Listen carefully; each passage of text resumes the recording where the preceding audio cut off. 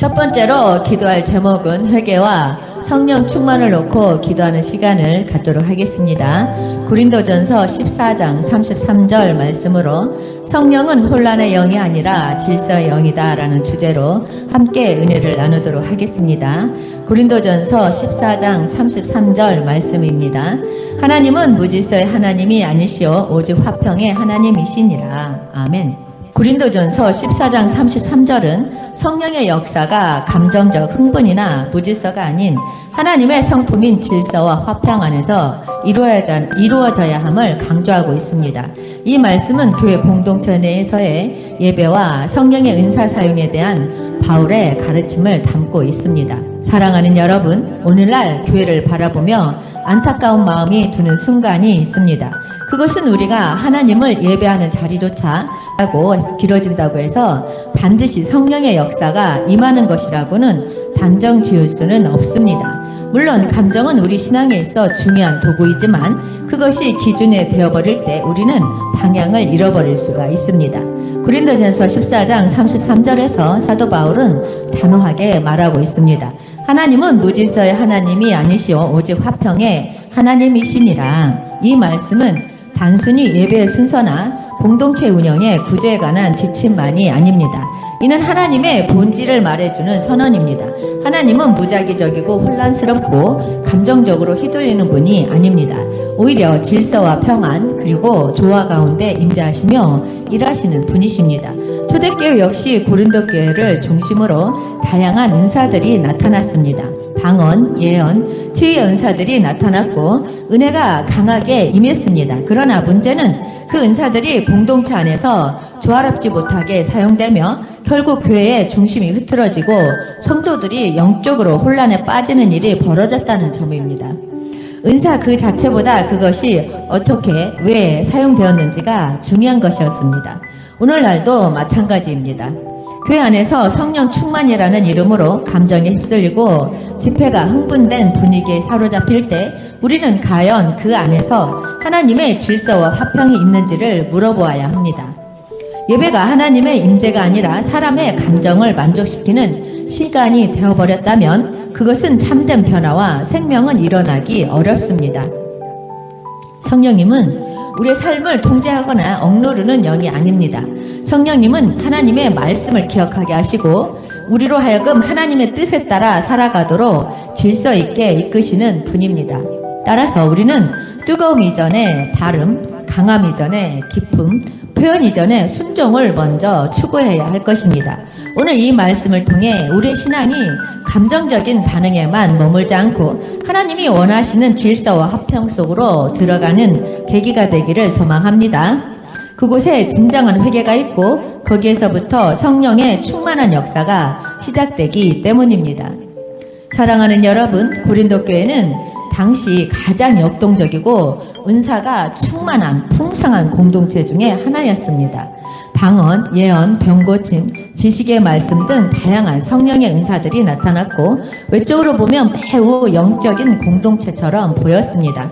그러나 바울은 이 교회가 가진 은사의 풍성함보다 더 깊은 문제를 지적합니다. 그것은 바로 혼란과 무질서였습니다. 고린도전서 14장은 바로 이 문제를 해결하기 위해서 사도 바울의 목회적 권면으로 가득 차 있습니다. 은사가 은사를 위한 것이 아니라 공동체의 유익과 덕을 세우기 위한 도구임을 강조하며 모든 은사 사용이 질서 있게 화평 가운데 이루어져야 한다고 역설합니다. 특히 14장 33절에서 바울은 분명하게 말합니다. 하나님은 무질서의 하나님이 아니시오 오직 화평의 하나님이시니라. 이 말씀은 단순한 교훈이 아닙니다. 그것은 예배와 은사 사역의 핵심 원칙이며 하나님의 성품을 반영하는 기준입니다. 하나님께서 일하시는 방식은 언제나 정돈되어 있고 공동체 안에 화평을 가져오는 방식입니다. 고린도 교회 안에서는 방언을 경쟁적으로 사용하거나 예언을 하다가 서로 끊고 간섭하는 일이 벌어졌습니다. 심지어 여성 성도들의 발언 문제 등도 논란이 되었던 상황입니다. 이런 복잡하고 감정적으로 들끓는 예배 가운데 바울은 성령 충만이라는 이름 아래 드러난 혼란스러운 모습들을 단호하게 지적하며 그것은 하나님의 뜻이 아니라고 선언한 것입니다. 예배란 단지 감정의 폭발이나 분위기의 고조가 아니라 하나님의 성품에 맞게 질서 정연하고 고요한 중에서도 역사하시는 성령의 임재를 경험하는 시간입니다. 하나님은 혼란 가운데 계시지 않으며 교회의 예배는 언제나 진리와 은혜 그리고 질서와 화평 위에 세워져야 한다고 합니다. 오늘날 우리도 고린도 교회와 비슷한 유혹에 빠질 수 있습니다. 분위기와 반응을 성령의 임재로 착각하고 하나님의 말씀보다는 개인의 체험과 감정에 더 치우칠 수 있습니다. 그러나 바울의 이 말씀은 지금도 우리에게 동일하게 외치고 있습니다. 하나님은 무질서의 하나님이 아니시오 오직 화평의 하나님이시니라. 성령의 역사는 언제나 하나님의 본성을 반영합니다. 진짜 성령의 임재는 사람들을 두렵게 하거나 혼란스럽게 하지 않습니다. 오히려 회개의 감동, 말씀에 대한 순종, 그리고 공동체 안에 흐르는 평안함을 낳습니다. 그러므로 우리는 예배와 은사 사역을 할 때 무엇보다 하나님의 질서와 화평이라는 기준을 기억해야 합니다. 이것이야말로 오늘날 교회가 회복해야 할 성령 충만의 본질이며 진정한 예배의 방향입니다. 사랑하는 여러분, 성령의 임재를 얘기할 때 우리는 흔히 사도행전 2장에 기록된 오순절 성령 강림 사건을 떠올립니다. 그날 예루살렘에 모인 제자들은 성령의 충만함을 받아 각기 다른 나라 말로 방언을 말하기 시작했습니다. 마치 불의 혀처럼 갈라지는 것이 그들 위에 임했고 큰 바람 같은 소리가 온 집에 가득 찼습니다. 놀라운 초자연적인 현상이었습니다. 그러나 주목할 점은 이 강력한 성령의 임재가 결코 혼란스럽게 흘러가지 않았다는 것입니다. 사람들은 처음에 이 현상을 보고 술에 취한 것이라며 조롱했지만 사도 베드로는 질서 있게 일어나 무리 앞에 나서며 하나님의 말씀을 명확하게 전파합니다. 그는 요엘 선지자의 예언을 인용하여 지금 이 현상이 구약에서 이미 예언된 성령의 역사임을 설명하였고 예수 그리스도의 십자가와 부활 그리고 회개의 복음을 담대하게 선포했습니다. 베드로의 메시지는 단순한 감정 호소가 아니었습니다. 그는 말씀에 기반하여 질서 있고 명확하게 성령의 역사를 해석했고 듣는 자들의 마음은 뜨거워졌으며 그날에만 약 3,000명이 회개하고 세례를 받는 열매가 맺혔습니다. 성령의 역사였지만 거기엔 하나님의 말씀과 질서 그리고 구원의 명확한 방향성이 있었습니다. 이 장면은 우리에게 중요한 교훈을 줍니다. 성령의 임재는 감정적으로만 폭발하는 것이 아닙니다. 진짜 성령의 역사는 하나님의 성품인 질서와 화평 가운데 임합니다. 그곳에는 사람의 과시도 자기 중심적인 혼란도 없습니다. 오히려 복음이 정확히 선포되고 공동체가 하나가 되어서 하나님께 돌아오는 열매가 있습니다. 오늘 우리의 예배와 공동체 속에서도 이와 같은 질서 있는 성령의 역사가 회복되기를 소망합니다. 방언이든 예언이든 찬양이든 기도든 모든 은사는 하나님을 향한 경외심 안에서 질서 있게 사용될 때 하나님께서 기뻐하시는 참된 영적 열매를 이어질 수 있습니다. 그리고 그 중심에는 늘 하나님은 화평의 하나님이시다는 성경의 선언이 자리 잡고 있어야 합니다. 사랑하는 여러분, 오늘 우리가 나눈 말씀은 우리로 하여금 성령 충만이란 무엇인지 또 그 열매가 어떻게 나타나야 하는지를 깊이 묵상하게 합니다. 고린도전서 14장 33절은 단호하게 말합니다. 하나님은 무질서의 하나님이 아니시오 오직 화평의 하나님이시니라. 이 한 구절은 성령의 역사가 단순한 감정의 분출이나 무분별한 외형적 표현이 아닌 하나님의 본성과 맞닿아 있는 질서와 평화의 영림을 선포하고 있습니다. 성령은 하나님이십니다. 그러므로 성령의 임재는 하나님의 본성을 그대로 담고 있습니다. 다시 말해서 성령이 임하시는 곳에는 언제나 하나님의 다스림이 나타나야 합니다. 이것이 바로 질서이며 이것이 바로 화평입니다. 우리가 성령 충만하다고 말할 때 그것은 큰 소리나 혹은 외적인 현상보다는 먼저 우리의 마음과 공동체 안에 하나님의 질서가 회복되고 진리의 말씀 앞에 우리 자신이 복종하게 되는 상태를 의미합니다.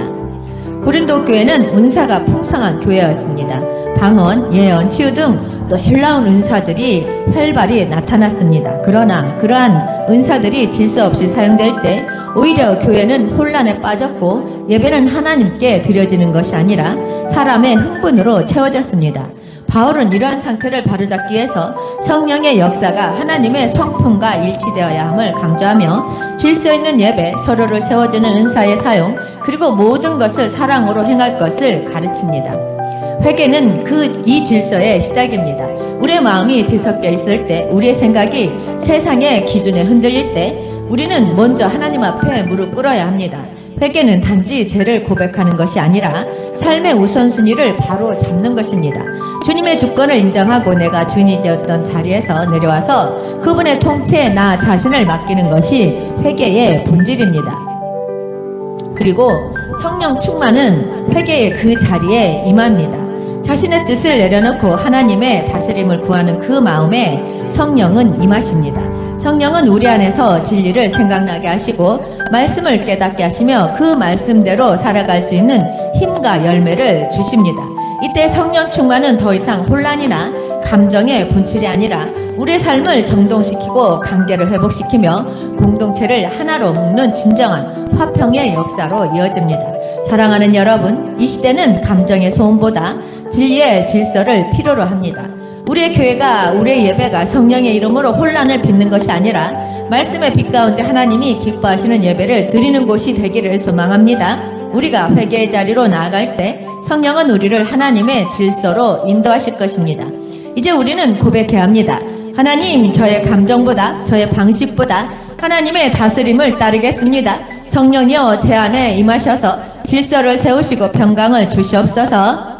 이 고백이 여러분 각자의 기도가 되기를 바랍니다. 그리고 이 고백에 하나님께서 진정한 성령의 역사로 응답하시기를 소망합니다. 기도의 삶으로 질서 있는 공동체로 진리와 평화로 인도하시는 성령의 충만함을 경험하는 우리 모두가 되시기를 간절히 소망합니다.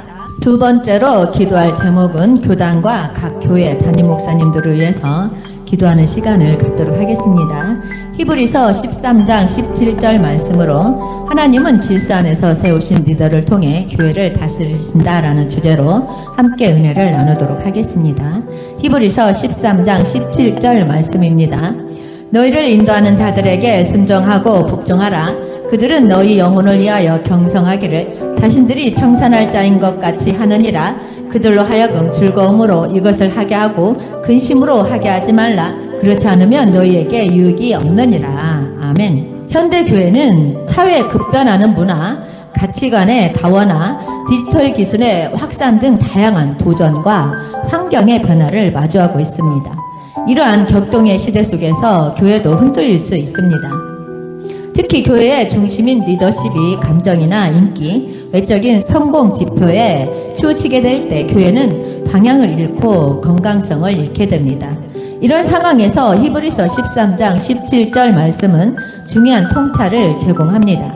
너희를 인도하는 자들에게 순종하고 복종하라. 이는 그들이 너희 영혼을 위하여 경상하기 때문이니라. 이 말씀은 단순히 지도자들에게 맹목적으로 복종하라는 의미가 아닙니다. 오히려 교회 리더십의 본질이 하나님께서 주신 사명이라는 전제 아래 그 리더들은 성도들의 영혼을 지키는 파수꾼으로 부름받았기 때문에 그들에게 신뢰와 협력이 필요하다는 말씀입니다. 교회 리더는 권력을 휘두른 자가 아니라 무거운 책임을 지고 하나님과 사람 사이에서 중재자의 자리에 선 사람들입니다. 이들은 날마다 말씀을 붙잡고 성도들의 삶을 품으며 영적 전쟁터에서 앞장서 싸우는 이들입니다. 그러므로 교회의 건강한 성장과 방향성은 그 리더들의 리더십이 하나님의 말씀 위에 굳건히 서 있을 때 가능합니다. 또한 성도들은 이 리더십이 하나님께서 세우신 질서 속에서 주어진 것임을 인식하고 인격적 신뢰와 순종으로 함께해야 합니다. 이는 리더에 대한 맹목적인 추종이 아니라 하나님께서 주신 질서를 존중하고 함께 세워가는 공동체적인 태도입니다. 결국 교회가 흔들리지 않고 세상의 빛과 소금으로서의 사명을 다하기 위해서는 감정이나 인기 중심의 리더십이 아니라 말씀에 기초하고 성령의 민감한 리더십, 그리고 이를 존중하고 협력하는 성도들의 성숙한 공동체 의식이 필요합니다. 이것이 바로 교회 리더십의 본질입니다. 하나님께서 세우신 질서 안에서 목회자는 사랑으로 경성하고 성도는 순종으로 동행할 때 교회는 진정한 하나됨과 성장을 경험하게 될 것입니다. 본문은 신약 성경 중에서도 교회 내 리더십과 성도의 관계를 매우 구체적이고 실제적으로 언급한 말씀입니다.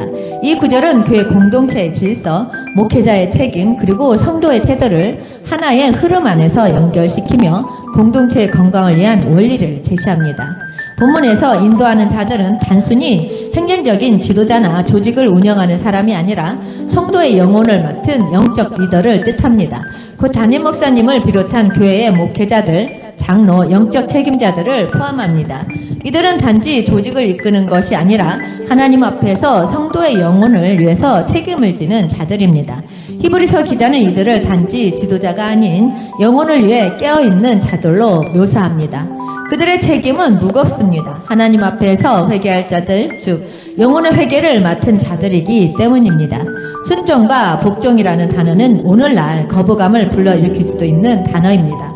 그러나 이 구절에서 말하는 순종은 맹목적인 복종이 아니라 믿음의 공동체 안에서 영적 권위를 인정하고 기꺼이 따르는 태도를 말합니다. 이는 단지 인간 지도자에게 무조건 고개를 숙이라는 뜻이 아니라 하나님께서 세우신 질서와 그 사명의 자리를 존중하는 것입니다. 우리가 리더를 향해 순종하는 것은 곧 그 리더를 세우신 하나님을 향한 신뢰의 표현이 됩니다. 이 구절에서 즐거움으로 하게 하라, 근심하지 않게 하라, 이 말씀은 성도는 목회자의 사역 환경이 된다는 그 뜻입니다. 이 구절에서 특별히 감동적인 부분은 이 말입니다. 그들로 하여금 즐거움으로 이것을 하게 하라. 즉 성도들은 목회자가 즐겁게 사역하도록 돕는 역할도 감당해야 합니다. 리더가 기쁨으로 사역할 때 그 영향력은 더 깊고 오래가며 교회 공동체는 더 풍성한 은혜의 통로가 됩니다. 반대로 리더가 근심하며 사역할 경우 이는 교회 전체에 부정적인 영향을 끼치며 말씀과 양육의 질에도 큰 영향을 미칩니다. 그래서 히브리서 기자는 명확하게 말합니다. 그렇지 않으면 너희에게 유익이 없느니라. 즉 목회자의 무거움이 커질수록 그 공동체는 은혜의 통로를 스스로 막게 된다는 경고입니다. 성도의 순종과 격려는 단순히 리더 개인을 위한 것이 아니라 공동체 전체의 유익을 위한 투자입니다. 히브리서 13장 17절은 교회라는 공동체가 하나님의 질서 아래 세워지고 유지되는 방식을 분명하게 보여주고 있습니다. 목회자는 단지 리더가 아니라 하나님의 부르심을 따라서 성도의 영혼을 지키는 파수꾼이며 성도는 그들에게 순종함으로써 하나님의 질서에 응답하는 것입니다. 이러한 구조 속에서 교회는 진정한 건강을 회복하고 부흥의 역사를 경험할 수 있습니다. 리더가 깨어있고 성도가 협력하는 공동체, 그것이 바로 오늘 우리가 회복해야 할 교회의 본 모습입니다. 디트리히 본헤퍼는 20세기 독일의 신학자이자 목회자로 히틀러 정권과 맞서서 진리를 외쳤던 강직한 신앙인이었습니다. 그는 단순한 사상가가 아닌 자신의 생명까지 내걸고 하나님의 말씀 앞에 선 진정한 영적 지도자였습니다. 1930년대 독일은 히틀러의 나치 정권이 득세하며 독재와 전체주의, 인종차별로 얼룩져 있었습니다. 독일 교회마저 나치의 이념에 동조하며 침묵하거나 타협했지만 본헤퍼는 그러지 않았습니다. 그는 교회의 침묵을 영적 타락이라고 보았고 교회가 말해야 할 때 침묵한다면 그것은 교회가 아니라고 단호하게 외쳤습니다. 그는 당시 독일 교회의 안락한 자리를 떠나 고백교회라는 지하 공동체를 세우고 참된 복음을 지키기 위한 신학교를 설립하였습니다. 이는 그에게 권위에 대한 반역이 아니라 하나님 말씀 앞에 순종하는 행위였습니다. 본헤퍼는 반복해서 기회가 있었음에도 독일을 떠나 미국으로 망명하지 않았습니다. 고난이 닥친 조국에 내가 함께 있지 않다면 전후에 나의 회복사역도 의미가 없다. 그의 말처럼 그는 고국의 고난의 자리에 자발적으로 머물렀습니다. 그의 순종은 설교나 글로만 끝나지 않았습니다. 그는 히틀러 암살 개혁과 관련된 조직과도 연결되어 있었고 결국 체포되어 수감됩니다. 감옥에서도 그는 동료 재수자들과 말씀을 나누며 끝까지 하나님을 향한 신실함을 잃지 않았습니다. 본헤퍼는 39세의 나이에 사형당하기 전까지도 하나님의 임재 안에 있었습니다. 그가 감옥에서 남긴 말 중에서 은혜는 값싼 것이 아니다. 은혜는 제자를 부른다. 그리고 제자는 자기 십자가를 지고 따르게 한다라는 구절은 오늘날 수많은 설교와 신학 속에서 여전히 인용되고 있습니다. 그는 생명을 빼앗겼지만 그의 신종은 독일 교회의 갱신과 후대 믿음 공동체의 깊은 도전을 남겼습니다. 디트리 본헤페의 삶은 말씀 중심의 리더십이 어떤 모습이어야 하는지 실천적으로 보여줬습니다. 그는 권력 앞에서도 흔들리지 않았고 교회 질서를 복음으로 바로 세우려 했습니다. 세 번째로 기도할 제목은 국가와 이정자들을 위해서 기도하는 시간을 갖도록 하겠습니다. 미가 6장 8절 말씀 가지고 공의는 하나님의 질서다라는 주제로 함께 은혜를 나누도록 하겠습니다. 미가 6장 8절 말씀입니다. 사람아, 주께서 선한 것이 무엇임을 내게 보이셨나니 여호와께서 내게 구하시는 것은 오직 정의를 행하며 인자를 사랑하며 겸손하게 내 하나님과 함께 행하는 것이 아니냐. 아멘. 여러분, 지금 우리가 살아가는 세상은 참 복잡하고 때론 숨이 막힐 만큼 혼란스럽습니다. 뉴스를 켜면 정치 싸움이 그치지 않고 SNS를 보면 혐오와 분열의 말들이 넘쳐납니다. 공정은 말뿐이고 정의는 현실에서 멀어진 것처럼 느껴지곤 합니다. 우리 주변엔 불투명한 시스템, 도를 넘는 경쟁, 공감보다는 판단이 먼저인 문화가 만연해 있고 많은 청년들이 과연 이 사회에 희망이 있는가를 되묻습니다. 이런 시대 속에서 교회와 신앙도 어느새 현실과는 먼 이야기처럼 느껴질 때가 많습니다. 그러나 이럴 때일수록 우리는 하나님께 질문해야 합니다. 하나님, 이 혼란스러운 세상 속에서 저는 무엇을 보고 어떤 삶을 살아야 합니까? 바로 이 질문 앞에서 하나님의 말씀이 다시 우리의 중심이 되어야 합니다. 미가 6장 8절은 우리에게 선명한 기준을 줍니다. 공의를 행하며 인애를 사랑하며 겸손히 내 하나님과 함께 행하라. 이 말씀은 단지 종교적인 의무를 말하는 것이 아니라 우리가 지금 이 불안한 시대를 어떻게 살아갈지에 대한 하나님의 대답입니다. 지금 이 순간 우리가 하나님의 시선으로 세상을 보고 그분의 마음으로 반응하기 시작할 때 비로소 혼란 속에서도 길이 보이기 시작합니다. 기원전 8세기 미가 선지자가 활동하던 시기는 남유다 왕국은 외적으로는 번영을 누렸지만 내적으로는 부패와 불의가 만연한 시대였습니다. 지도자들은 공의를 저버렸고 백성들은 형식적인 종교 행위에만 몰두하며 하나님의 뜻은 외면했습니다. 이런 상황에서 미가가 하나님의 뜻을 선포합니다. 여호와께서 내게 구하시는 것은 오직 공의를 행하며 인애를 사랑하며 겸손히 내 하나님과 함께 행하는 것이 아니냐. 이 말씀은 단순한 도덕적인 권면이 아니라 하나님의 백성으로서 마땅히 행해야 할 삶의 방향을 제시합니다. 공의는 단순한 법적 정의를 넘어서 하나님의 기준에 따라 옳고 그름을 판단하고 실천하는 것을 의미합니다. 당시 유다 사회는 권력자들의 부패와 가난한 자들의 착취로 인해서 공의가 무너진 상태였습니다.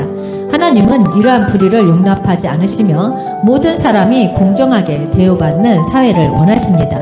인애는 히브리어로 헤세드이며 이는 변함없는 사랑, 자비, 충성을 포함하는 깊은 의미를 담고 있습니다. 하나님은 우리가 서로에게 자비를 베풀고 어려운 이웃을 돕는 삶을 살기를 원하십니다. 이는 하나님이 우리에게 보여주신 사랑을 반영하는 행동으로 우리의 삶 속에서 실천되어야 합니다. 겸손히 하나님과 함께 행하라는 이 말은 하나님과의 관계에서 자신을 낮추고 하나님의 뜻에 따라 살아가는 삶을 의미합니다. 이는 단순히 겸손한 태도를 유지하는 것이 아니라 하나님과의 깊은 관계를 맺고 그분의 인도하심에 순종하는 삶을 살아가는 것을 말합니다. 미가 6장 8절은 당시 유다 사회의 부패와 형식적인 종교행위에 대한 하나님의 경고이며 동시에 오늘날 우리에게도 적용되는 말씀입니다. 하나님은 우리가 공의를 실천하고 자비를 사랑하며 겸손히 그분과 함께 행하는 삶을 살기를 원하십니다. 이러한 삶을 통해서 우리는 하나님의 뜻을 이루며 건강한 공동체를 세워나가게 될 것입니다. 1955년 12월 1일 미국 엘라베마주 몬고메리에서 한 흑인 여성 로자 파크스는 버스에서 백인 승객에게 자리를 양보하라는 요구를 거부했습니다. 당시 미국 남부에서는 인종분리법에 따라서 공공장소에서 흑인과 백인의 좌석이 구분되어 있었고 흑인은 백인에게 자리를 양보해야만 했습니다. 파크스의 체포는 지역사회에 큰 반향을 일으켰고 마틴 루터 킹 주니어 목사를 중심으로 한 몽고메리 버스 보이콧 운동으로 이어졌습니다. 이 운동은 1년 이상 지속되었으며 결국 미국 연방 대법원은 버스 내 인종분리를 위헌으로 판결했습니다. 이 사건은 미국의 시민권 운동에 불을 지피는 계기가 되었고 인종차별 철폐와 공정한 사회를 향한 중요한 전환점이 되었습니다. 로자 파크스의 용기 있는 행동은 공의와 정의가 개인의 결단과 행동을 통해서 사회에 실현될 수 있음을 우리에게 보여주는 대표적인 사례입니다. 이 예화는 우리가 하나님의 공의를 실현하기 위해서 기도하고 행동할 때 사회가 변화될 수 있음을 보여줍니다. 여러분, 지금 우리가 살고 있는 세상은 빠르게 변하고 있습니다. 속도와 효율, 경쟁이 중요시된 사회 속에서 공의라는 단어는 어쩌면 낯설고도 추상적으로 느껴질 수 있습니다. 그러나 하나님은 오늘도 분명하게 우리에게 말씀하십니다. 공의를 행하라, 인애를 사랑하라, 그리고 겸손히 내 하나님과 함께 걸어라. 이 말씀은 단순히 착하게 살자는 조언이 아닙니다. 그분의 자녀로 살아가는 우리에게 주어진 구체적인 삶의 방식이자 거룩한 부르심입니다. 공의를 행한다는 건 단지 법 없이 살자는 수준이 아닙니다. 내 삶의 작은 자리에서 불의를 외면하지 않고 옳은 일을 선택하겠다는 결심입니다. 친구와의 대화 속에서, 직장에서의 결정 가운데에서 불편하더라도 진실을 말하고 약자의 입장에서 생각하고 행동하는 것이 바로 공의입니다. 하나님은 오늘 우리 청년들에게 묻고 계십니다. 지금 너의 선택은 나의 뜻과 닿아 있는가? 이 질문에 예라고 말할 수 있기 위해서 우리는 기도해야 합니다. 세상의 기준보다 하나님의 마음에 다가가기 위해서, 하나님의 시선으로 세상을 바라보기 위해서 우리는 하나님의 뜻을 구하며 살아야 합니다.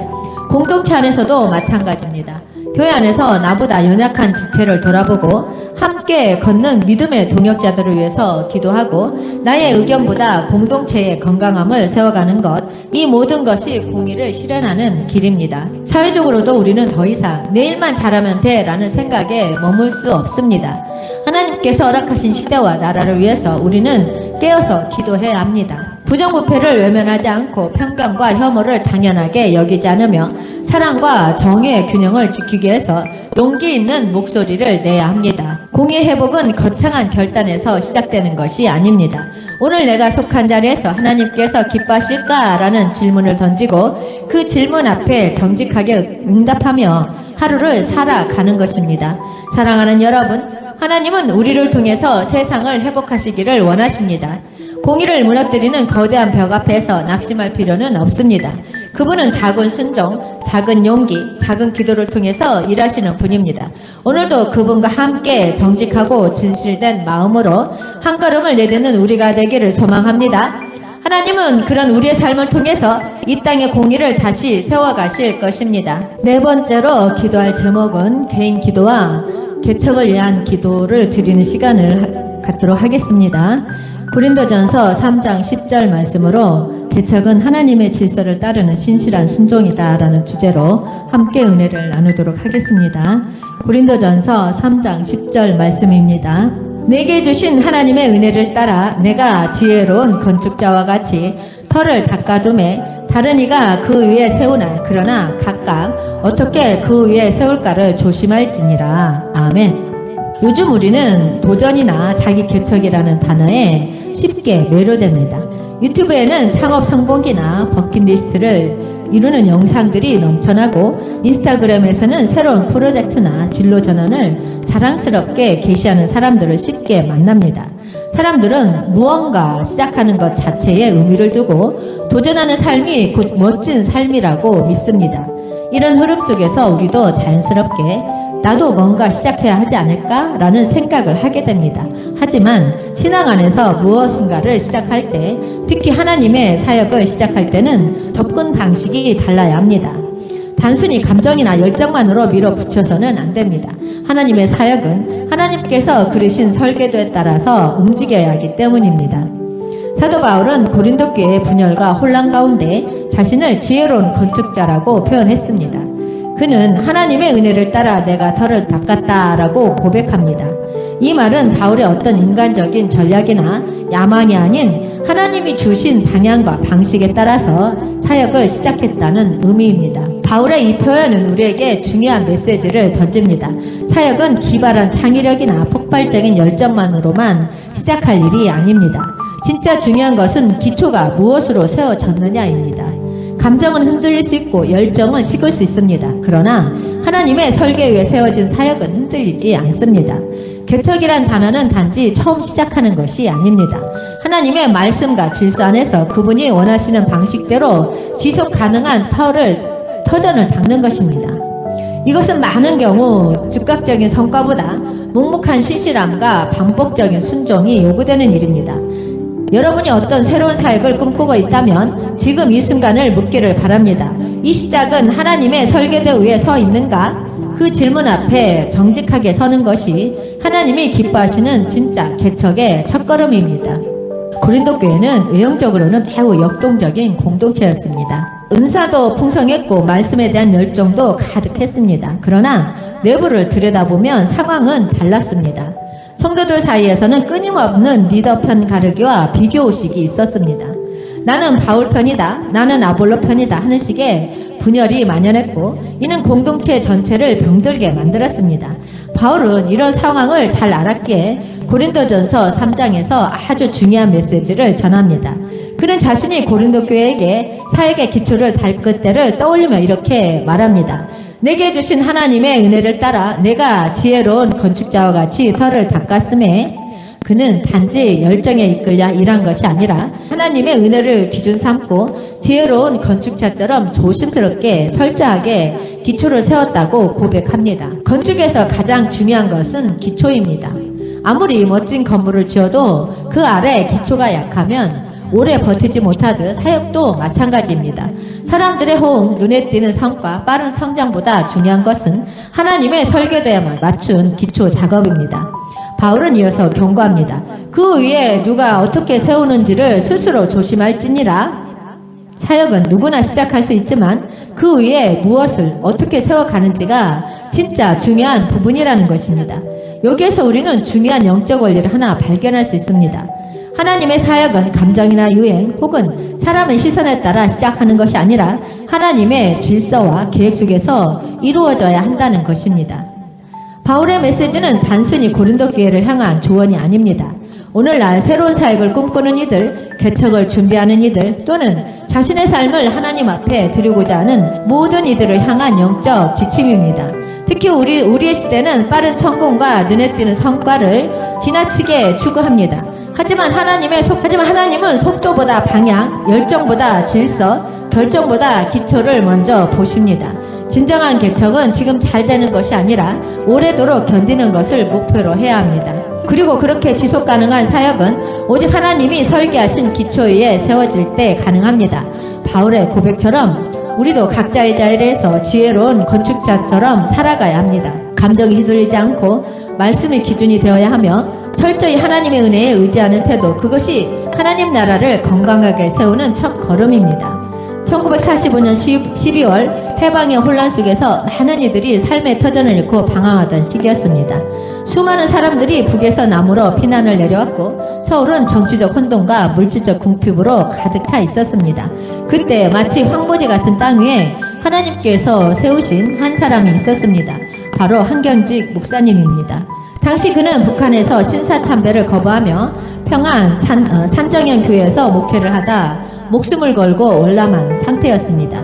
이미 40대 중반이었고 가진 것 하나 없이 서울 땅에 내려온 그는 숙소 하나 없이 청량리의 기차역 근처에서 노숙하며 기도하던 중 하나님의 감동을 받았습니다. 너는 이 혼란한 도시 한복판에 나의 집을 다시 세우라. 그는 돈도 건물도 성도도 없이 하나님께 순종합니다. 그렇게 세워진 교회가 바로 서울의 영락교회입니다. 영락이라는 이름은 영원한 기쁨이라는 뜻으로 그 시대의 슬픔을 이기는 하나님 나라의 소망을 담고 있었습니다. 그는 당시의 개척 현실을 회고하며 이렇게 말합니다. 나는 한 번도 내 방식대로 교회를 세운 적이 없습니다.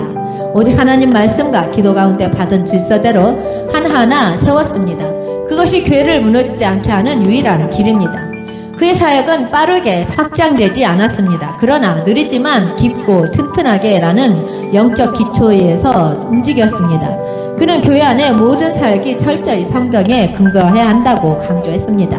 예배, 설교, 선교, 구제, 교육 등 모든 시스템이 하나님의 설교해야 할 지체이며 교회 한 몸으로 끌어안아야 하라고 믿었습니다. 그래서 직접 쌀을 퍼 나르고 굶주린 아이들에게 우유를 나눠주고 지붕이 무너진 집마다 가서 복음을 전했습니다. 그래서 사람들이 오는 교회가 아니라 하나님이 인정하시는 교회를 꿈꿨습니다. 그리고 그 교회는 결국 서울에서 나아가서 한국 교회 안에서 본이 되는 공동체로 자리 잡았습니다. 한경직 목사님의 영락교회는 단지 성장한 교회가 아니라 무너지지 않는 교회, 시대의 폭풍 속에서도 흔들리지 않는 교회였습니다. 왜냐하면 그 기초가 사람의 열정이 아니라 하나님의 설계도 위에 세워졌기 때문입니다. 오늘 우리는 그 질문 앞에 서야 합니다. 내가 지금 세우고 있는 사역, 과연 누구의 설계대로 시작했는가?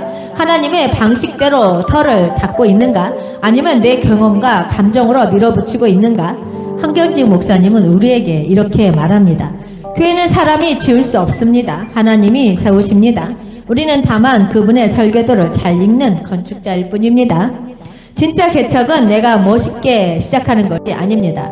진짜 사역은 하나님이 명확하게 말씀하신 대로 세워가는 것이 이제 우리는 기도해야 할 시간입니다.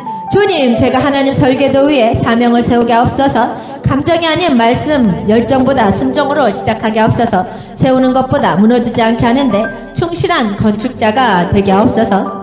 사랑하는 여러분, 우리가 오늘 함께 나눈 메시지는 단순히 개척하라, 도전하라 이런 얘기가 아닙니다. 어떻게 시작하느냐가 무엇을 시작하느냐보다 훨씬 중요하다는 것입니다.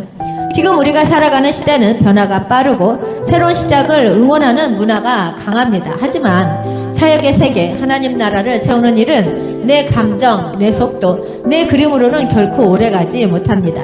진짜 중요한 것은 이것입니다. 지금 내가 따라가고 있는 설계도는 누구의 것인가? 바울은 지혜로운 건축자처럼 사역을 시작했다고 했습니다.